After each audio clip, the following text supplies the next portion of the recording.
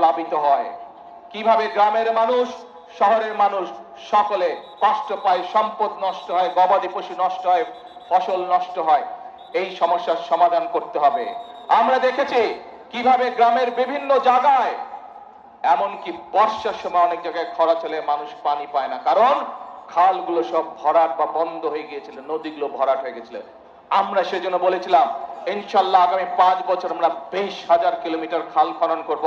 আপনাদের কাছে যে প্রতিশ্রুতি দিয়েছিলাম সেই খাল কাটার প্রতিশ্রুতির কাজও আমরা বাস্তবায়ন করেছি, সেই কাজও আমরা শুরু করেছি। প্রিয় ভাই বোনেরা, প্রিয় ভাই বোনেরা,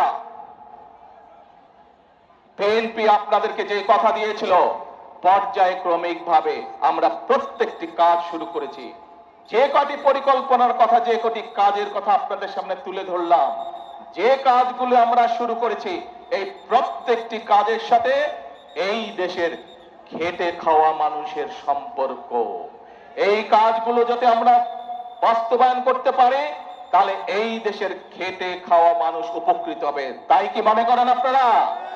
ফ্যামিলি কার্ড, কৃষক কার্ড, ইমাম মুয়াজ্জিম সাহেবদের সম্মানী সহ খাল খনন কর্মসূচি, বৃক্ষরোপণ, এই কাজগুলো যদি আমরা করতে পারি, তাহলে কি বাংলাদেশের সাধারণ মানুষ, খেটে খাওয়া মানুষ উপকৃত হবে না? শুধু তাই নয় প্রিয় ভাই বোনেরা, আরেকটি কথা আপনাদেরকে বলতে চাই।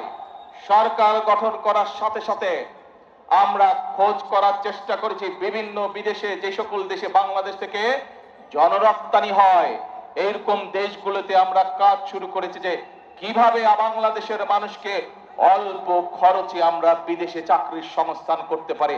ইনশাআল্লাহ শীঘ্রই আপনাদেরকে, বাংলাদেশের মানুষকে আমরা সুখবর দেব, স্বল্প খরচে দেশের মানুষ, দেশের তরুণ সমাজ বিদেশে চাকরি নিয়ে যেতে পারবে, কর্মসংস্থানের ব্যবস্থা করে যেতে পারবে।